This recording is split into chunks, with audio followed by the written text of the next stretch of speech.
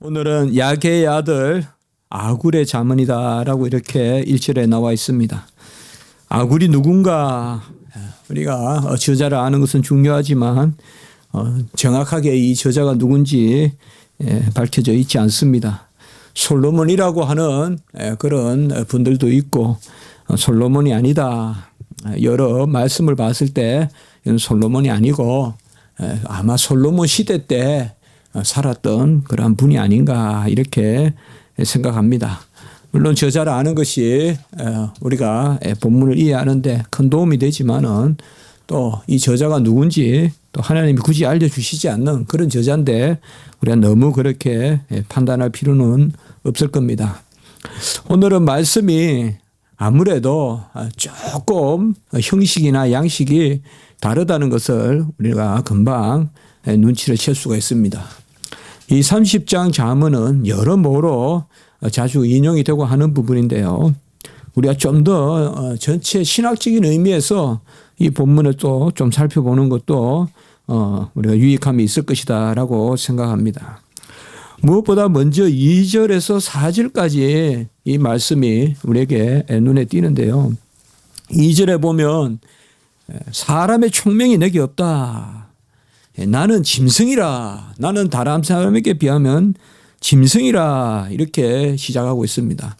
한마디로 무식하다. 알지 못한다. 그런데 3절에 보면 또 이것을 이야기하는데 이 무식함이 짐승과 같다. 이렇게 하니까 저 사람 되게 못 배웠는 것 같다. 우리가 뭐 야수 같다. 뭐 주로 배웠다 못 배웠다 이런 거가 우리가 또 야수다 또 뭐 가축이다 뭐 길들여진다 이런 게 교육에 많이 관계가 있잖아요. 2절만 보면 이건 좀 못 배운 사람인 것 같다 이렇게 생각되는데 꼭 그게 아니에요. 3절에 가보면 지혜를 못 배웠고 거룩하신 자를 아는 지식이 없느니라. 자 2절에서 내가 사람의 총명이 없다라고 말하는 것이 그저 인생을 살아가는 어떠한 그러한 인문 지식이나 기계 지식 이런 게 부족하다는 말이 아니라 3절에 가보면 거룩하신 자를 아는 지식이 없다. 이렇게 이야기하고 있어요. 이제 전혀 차원이 다른 거예요.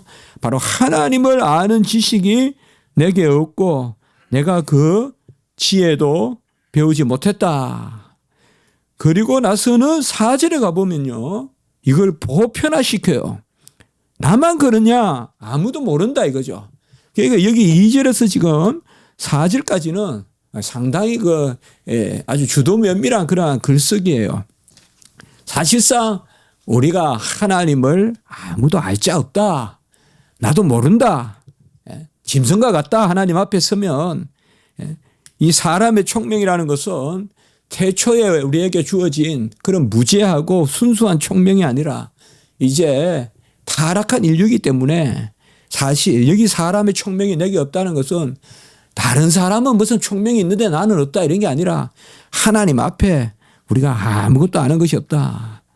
이것은 어떻게 보면 몇 차례 제가 말씀드린 기독교 강요의 제일 앞부분에 나오는 부분이 바로 이런 부분이다. 우리 아무것도 모른다는 거죠. 아무것도 아는 것이 없다. 하나님이 알려주시지 않으시면 우리는 아무것도 아는 것이 없다. 특별히 4절에 보면 우리가 마치 욕기를 잃는 듯한 그런 분위기입니다. 하늘에 올라갔다 내려온 자가 누구고 바람을 장중에 모으는 자가 뭐 이런 것은 우리가 시편에도 나오는 부분들인데요. 물을 옷에 싼 자가 누구고 땅의 끝을 정한 자가 누구고 한마디로 창조주에 대해서 우리가 알 수가 없다 이거죠. 누가 창조 때 그 자리에 있었으며 그리고 후반부에 보면 하나님의 이름이 누구신지 그의 아들은 또 누구신지 그것도 모른다 이 말이에요.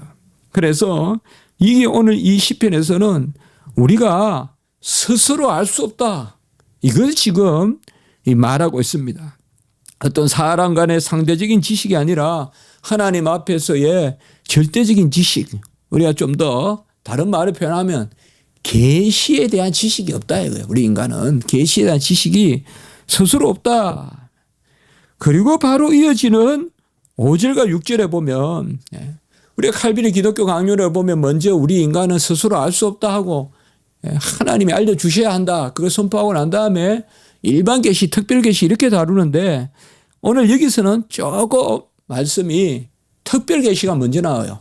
먼저 말씀을 이야기하고 후반부에 가보면 이제 자연물에 대해서 배우자 이거예요. 아까 사반에 대해서 배우고 개미에 대해서 배우고 뭐 쭉 지금 이야기 나오는 부분들이요. 뒷부분에 여러 가지 이야기가 나와요. 예.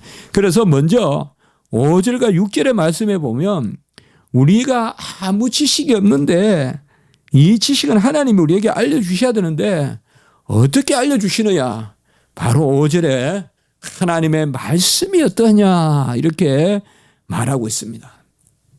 특별히 5절에서는 하나님의 말씀의 순전함, 하나님의 말씀의 완전함, 하나님의 말씀은 순전하다, 순수하고 완전하다 이런 것을 말하고 있습니다. 우리는 이것을 하나님의 말씀이 순전하다는 것은 우리가 신학에서는 신령성이라고도 이야기하고 이렇게도 표현하는데요. 이게 뭔가 하면 하나님에게서 나온 말씀이니까 그분은 완전하시잖아요. 인간에게 나온 말이 안전할 수가 없어요. 왜? 인간이 안전하지 않은데 인간에게 나온 말이 어떻게 안전합니까? 그렇지 않아요. 내 말을 어김이 없어? 그래요? 내 성격에 어김이 없지 않는데 어떻게 내 말이 어김이 없어요? 그렇지 않아요? 나온 것은 어디서 나온 것을 보면 보이잖아요. 그래서 철학자들이 그렇게 사물의 기원을 논하는데 현상은 기원을 보면 나온단 말이에요. 우리 인간이 안전하지 않은데 내 속이 온갖 그냥 우상의 공장이고 내 속이 온갖 탐욕의 티가 그냥 불에 대장간에 성경에 나오지만은 대장간에 티가 막 튀듯이 내 안에 온갖 재앙의 습성이 튀는데 어찌 내 말만 순전할까요? 그렇죠. 그러니까 사실 알고 보면 잠잠할 수밖에 없는데 우리가 말을 하지 말라는 게 아니고 정말 우리가 영적으로는 잠잠해야죠. 왜? 할 말이 없잖아, 할 말이. 내가 온전치 않은데 내가 무슨 말을 하겠어, 누구에게. 그래서 잠잠할 수밖에 없는데 하나님의 말씀은 순전하다 이 말이에요. 이게 우리가 영감성이다. 이렇게 생각해 볼 수가 있는 거예요. 영감성. 하나님의 말씀은 하나님의 영의 감동으로 된 것이기 때문에 순전하다. 그러니까 우리가 성경의 영감성을 믿지 않으면서 성경의 말씀이 무효하다. 아니다 이 말이에요. 그 학생들이 교수님 성경의 영감은 뭐고 무효는 뭐고 같은 말이에요.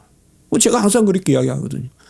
성경의 영감하고 성경의 무효는 같은 말이다. 왜?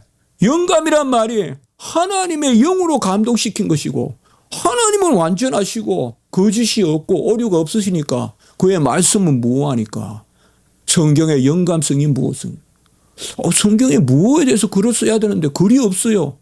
영감성이 무효성을 말하는 거니까 영감성에 관한 글을 찾아가 읽으면 그게 무효성에 관한 거다. 그렇게 이야기하죠. 하나님이 우리에게 이 말씀은 하나님이 우리에게 무효하게 준 말씀이고 이 말씀을 우리가 지금 무효하게 받아들이려고 하면 성령의 감화가 있어야 돼요. 그래서 성령의 영감된 말씀을 지금 성령의 감동으로 우리가 받아야 돼요. 이래서 이 두 단계가 있어야 돼요. 기록에 있어서도 영감이 돼야 되고 수납에 있어서도 성령의 감동이 있어야 된다고요. 이 두 단계가 있어야. 근데 이미 성경은 하나님의 말씀으로 영감으로 기록되었기 때문에 이것을 성령의 조명과 감화로 우리가 받아들이면 이게 온전해진다 이 말이죠. 그러니까 하나님의 말씀이 영감되었고 받아들이는 우리도 온전한 심령으로 받아들여요. 그래서 믿음으로 말씀을 받아들인다, 수납한다 이런 말을 우리가 하는 것이죠. 그래서 5절에서는 하나님의 말씀의 순전성, 그리고 저는 6절은 뭐냐? 이 순전성은 영감성이다.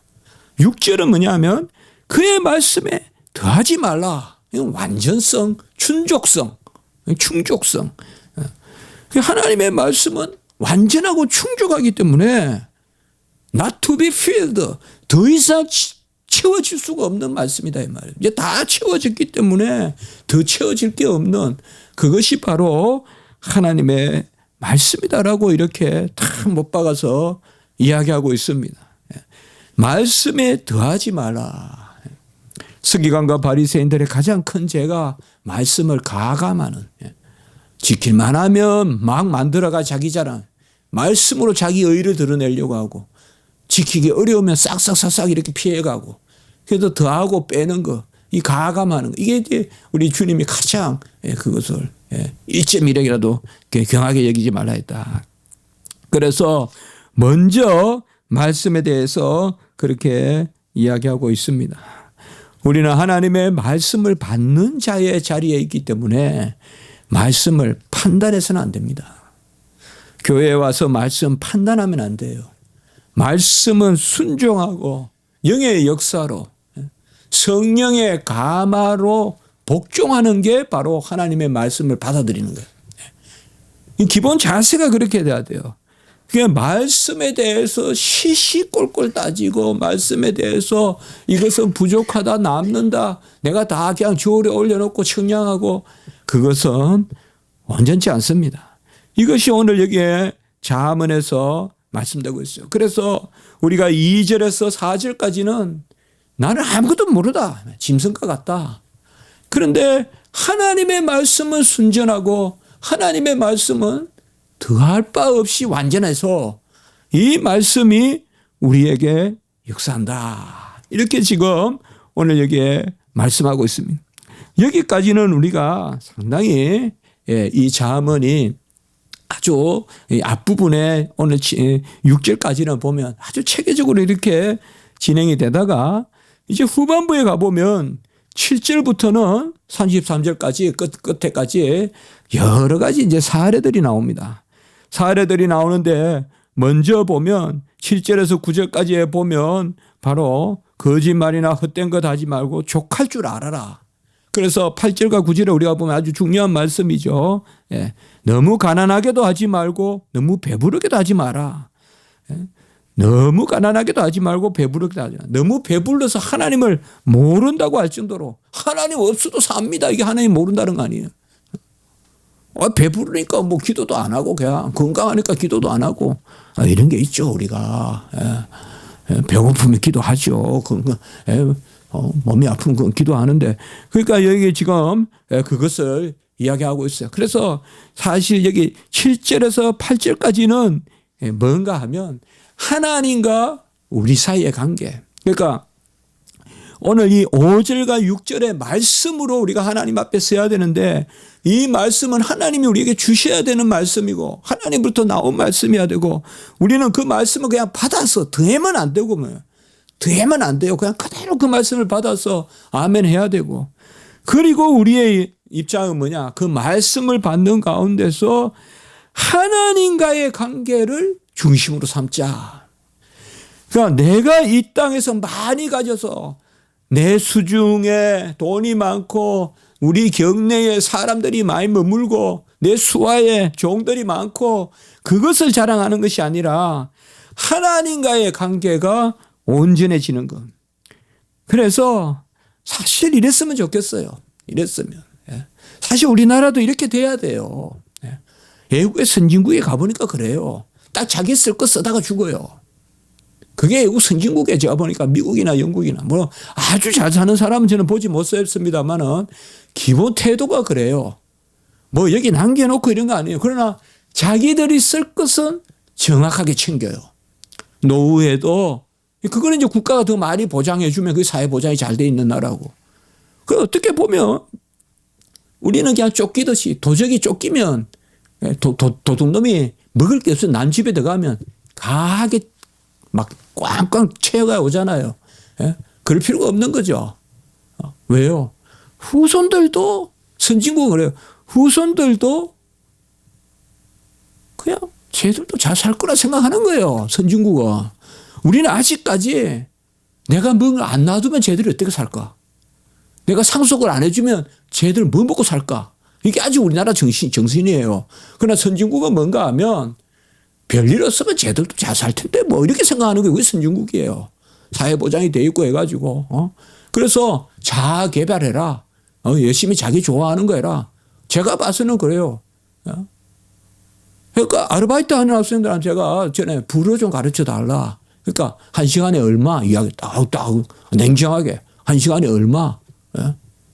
그런데 그럼 좀 해줄래? 프로프리드 좀 해줄래? 한 시간에 얼마? 어떤 사람은 됐다. 그냥 해줄게 하는 사람이 있어요. 그러나 분명히 물어봐야 돼요. A사. 우리나라 같이 설금설금 그냥 넘어가면 안 돼요. 그냥 라면 하나 사줄게 그냥 해다 하고 이런 식으로 안 돼요. 친하다고. 물어봐야 돼요. A사. 그러면 제가 그런 말을 하더라고요. 나는 책값도 안 부족하고 밥 먹을 것도 있고 나는 아르바이트 할 필요 없다 이거예요. 처음에 좀 의아스럽다고요. 우리는 그냥 맹목적으로 그냥 좀 있어야 되잖아요. 더 모아 더 배들. 더 많으면 더 배. 예. 그러니까 지금 여기서 사실 그런 거예요. 예. 저는 점점 그런 시대는 올 거라고 생각해요. 이제 우리나라가 지금 경제적으로 그렇고 하지만 제가 제 모습을 보고 우리 아버지 모습을 보고 해도 예. 옛날보다는 덜해요. 옛날에는 뭘 남겨놔야 되고 저도 제 자신이 그렇거든요. 어느 정도 아이들이 자립하기 전까지는 교육시킬 수 있고 제가 그냥 예. 나이 들어서 의복이나 입을 수 있고 삼시세끼 밥 먹고 누울 자리만 있으면 뭐가 더 필요하냐 이거예요. 뭐가 더. 안 그렇겠어요. 예? 뭐가 더 필요하겠냐 이 말이에요. 근데 그게 이제 사회에서 그걸 보장해 주면 노후가 그런데 우리나라 노후는 너무 잔인한 노후라고 하잖아요. 아직까지 우리 그건 멀었다고 하잖아요. 좀 뭐 다른 나라 잘 확실히 모르지만 여기서 어쨌든 7절과 9절에서 우리가 생각할 수 있는 것은 이건 지금 기자는 이제 10절부터는 쭉 강론으로 가요. 그러나 7절부터 9절까지는 뭔가 하면 하나님의 말씀을 받아서 사는 그래서 하나님을 알게 되는 하나님의 자녀들이 어떤 모습으로 하나님 앞에 살아야 되는가. 바로 너무 가난하게도 하지 말고 너무 부하게도 하지 말라. 이것을 먼저 이야기하고 있습니다. 그런데 그 관계의 중심이 뭔가 하면 하나님이라는 걸 우리가 좀 생각해야 돼요. 하나님과의 관계가 온전할 만큼 재물을 달라는 거예요. 이거는 조금 우리가 생각하는 거하고 좀 다를 수 있죠. 하나님의 관계가 가장 온전할 만큼 재물을 달라. 하나님과의 관계가 가장 온전할 만큼 건강을 달라. 이거는 좀 우리가 한번 생각해 봐야 되겠죠. 우리가 어느 정도 재물이 있는 게 하나님과의 관계가 가장 원만할까요? 어느 정도 건강에 있는 것이 하나님과의 관계가 가장 원만할까요? 그걸 지금 이야기하고 있어요. 최소한 한 가지는 말하고 있죠. 답하고 있죠. 과히 부하게도 하지 말고 과히 가난하게도 하지 마라. 너무 많이 가지는 것도 하나님과의 관계에 도움이 안 되고 너무 못 가지는 것도 하나님과의 관계에 도움이 안 된다. 이렇게 말하고 있어요. 역으로 말하면 하나님은 우리에게 적절하게 베푸신다. 적절하게 베푸신다. 그것을 말씀하고 있는 것 같아요. 그리고 오늘 후반부의 말씀은 대표적으로 두 가지가 우리가 눈에 띕니다. 뭔가 하면 하나는 사람과의 관계에서의 지혜. 이건 이제 일반 계시예요. 일반 계시예요. 10절부터는 33절까지 쭉 다 일반 계시예요. 5절부터 6절까지는 특별 계시예요. 말씀이에요. 10절부터는 일반 계시예요. 일반 계시 중에서도 10절에서 앞부분은 뭔가 하면 부모와의 관계, 그 다음에 상전과의 관계. 10절에 보면 윗사람에게 상전에게 종에 대해서 비방하지 말라. 또 11절에 가보면 아비를 저주하고 어미를 축복하지 않는 무리가 있다. 이렇게 이야기하면서 바로 약속이 있는 첫째 계명이죠. 바로 이런 것도 인간사 전반에 관한 거예요. 이거는 특별 계시 영역이라고도 할 수 있지만 일반 계시 영역이에요. 인간이 살아가는 모습. 우리가 5계명이나 6계명이나 7계명은 다 자연법적 그런 실체를 가지고 있는 거예요. 하나님의 율법이지만은. 그리고 우리가 잠언 30장에만 가장 잘 기억하는 게 여러 짐승을 통해서 배우라는 거죠. 이 피조물을 통해서 배우라는 겁니다. 이게 오늘 말씀에 나오니까 우리가 잠깐만 그저 보면서 좀 교훈을 얻어보면 되겠어요. 그래서 30장은 전체적으로 그런 긴밀한 구조가 있다는 것을 우리가 한번 연두를 둬야 된다 이거요. 처음에 다시 말씀드리면 2절에서 4절까지는 아무것도 모른다. 이건 정말 칼빈 기독교 강요 초판 기독교 강요 1장을 읽는 것 같아요. 아무것도 없다. 우리 짐승이다. 사람의 총명이 없다. 사람의 총명이 없다는 것은 바로 하나님 앞에 타락한 인류는 본래 인간의 총명을 잃어버렸다. 본래 인간에게 주신 원 하나님의 형상의 그 고귀함을 잃어버렸다. 그것을 이야기하고 그 가운데 하나님은 특별계시 일반계시로 우리에게 자신을 드러내시는데 여기서는 먼저 하나님의 말씀에 대해서 이야기하고 있고 그리고는 일반 계시에 대해서 쭉 말하는데 먼저 부모와의 관계, 상전과의 관계를 이야기하고는 이제 피조물에게서 배우라. 피조물에게서 배우라라고 이야기하고 있습니다. 잠깐 좀 보면 15절에 보시면 16절까지 거머리에게서 우리가 뭘 배우느냐. 거머리에게서는 교훈을 배우기보다는 이거는 탐욕을 멀리하라. 거머리는 우리가 피를 뽑아먹는다. 이런 말이 있죠. 아주 피를 뽑아먹는 사람이다. 이게 그렇게 등장해요. 거머리에게는 두 딸이 있어서 다오다오 하느니라 15절에 이야기하죠. 신대원 시험에 자주 나오는데 이런 게 바로 거머리에 다오다오 한다는 말은 히브리어로 하브라고 하는데 맨날 달라 한다. 주도 또 달라고 주도 또 달라. 이 탐욕을 이야기해요. 가장 탐욕스러운 게 뭐냐 16절에 보세요. 소홀히 탐욕을 지옥이 탐욕스럽다 이거야. 지옥은 막 삼키려고 한단 말이에요. 그 다음에 또 탐욕스러운 게 뭔가 하면 아이를 베지 못하는 태가 탐욕스럽다. 얼마나 아기를 갖고 싶어 하느냐 뭐 그런 이야기고 물을 채울 수 없는 땅이 이 말은 가물대 땅이 탐욕스럽다. 그렇게 표현을 하고 있어요. 그리고 불이 탐욕스럽다. 불은 다 삼키잖아요. 참 표현이 참 재미있죠. 지옥이 확 삼키고 아기가 없는 태가 말았을 때 얼마나 간절하냐. 하여튼 그런 좀 부정적인 이야기예요. 먼저 거머리와 같이 탐욕스럽지 말라라고 이렇게 교훈을 줍니다. 그리고 18절에서 20절까지는 보면 심히 기이 여기고도 깨닫지 못하는 것이 몇 가지 있는데 기이한데 깨닫지 못하겠다. 여기서는 인생의 허무함을 이야기하고 있다. 우리가 대충 그렇게 볼 수가 있어요.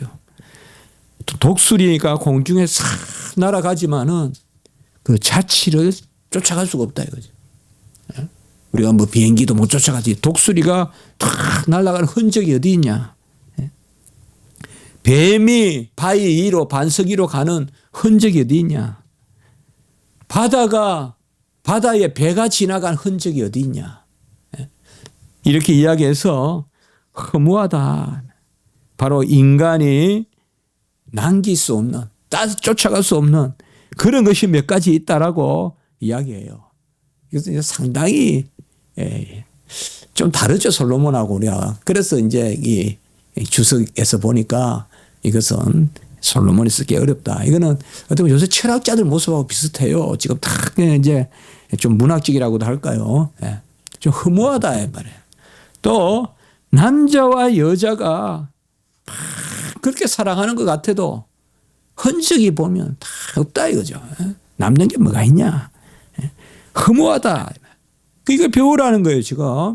그러니까 여기서 우리가 특별히 뭐 설명할 게 없어요. 일반 사물을 통해서 배우라 이거예요. 우리가 반면교사도 삼고 아까 거머리에게서는 탐욕스럽지 말자는 걸 배우고 그 다음에 독수리가 와 소리 지르면서 막 큰 날개로 지나가지만 그것도 헛되다 이거죠. 지나가고 나면. 그렇게 그냥 창공을 가르지만 흔적이 뭐가 있냐. 뱀이 바위로 지나가 흔적이 뭐가 있냐. 배가 바다 위를 지나가 흔적이 뭐가 있냐. 뭐 시인의 눈에 그렇게 안 보이겠어요. 허무하다 이거죠. 지나갈 때는 쫙 큰 바다를 가르면서 작은 통통배도 가면 바다가 쫙 갈라지는 느낌이 드는데 금방 또 쫙 그냥 바다는 딱 이렇게 되잖아요.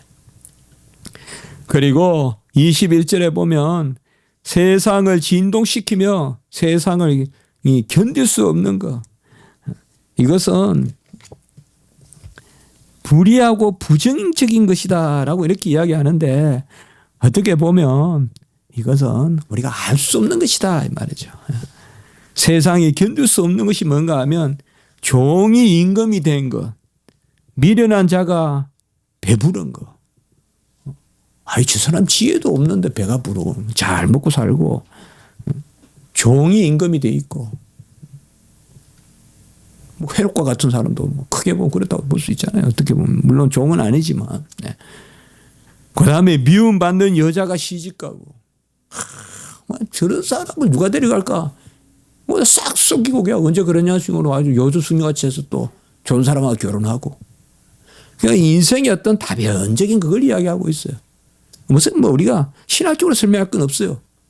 그러나 여종이 주모를 잇고 좋은 뜻은 아닙니다. 지금 여기는. 여종이 주모의 자리를 빼앗는 거예요. 딱 쏘기가지고 빼앗고.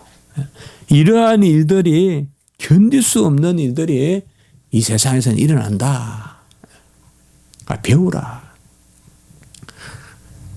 뭔가 앞에서는 거창하게 뭐 말씀은 순전하고 말씀을 더하지 말고 근데 이게 실제로 살면서 배우라 이거 살면서. 이런 게 이 30장이 우리에게 교훈하는 바 같아요. 살면서.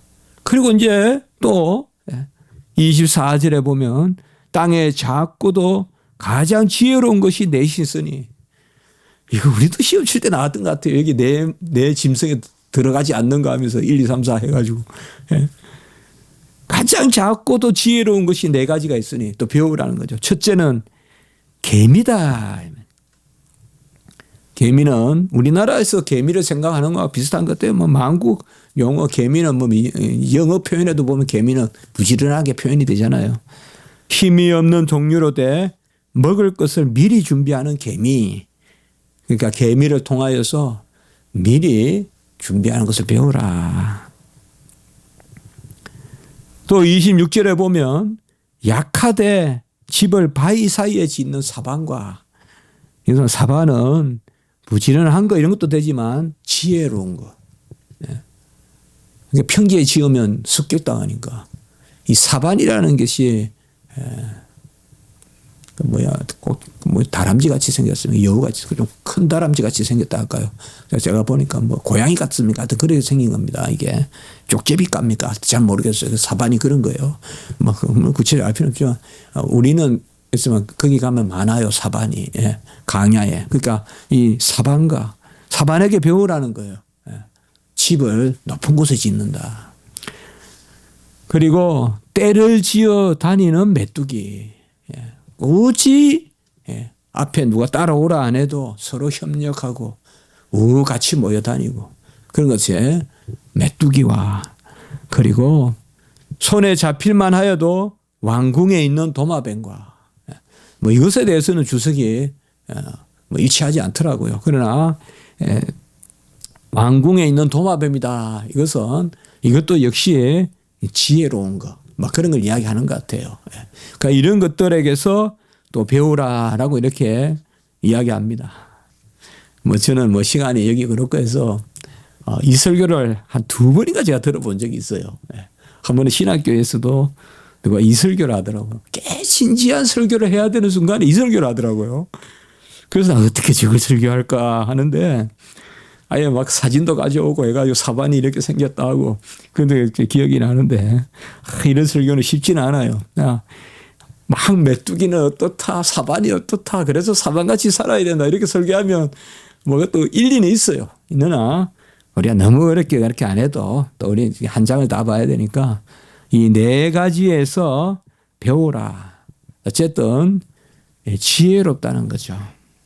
사실 뭐 개미에게 100% 배울 수 있겠어요. 그러나 개미에게 배울 점은 있다. 사반에게 뭐 다 배우겠어요. 근데 사반이 뭐 냄새 난다. 이러면 그 배울 건 아니잖아요. 근데 두꺼비 도마뱀이 너그 거야 느긋느긋 그런 걸 배우라 하겠어요. 그러나 그걸 또 인내로 생각하면 우리가 배울 거죠.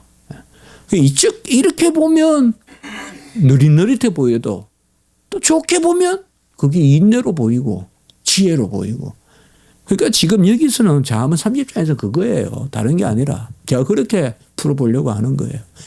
아무것도 모른다 우리 인생은. 그러나 하나님 안에서 특별 계신 말씀과 일반 계신 피조물을 통해서 우리가 다각도로 배우라는 거죠.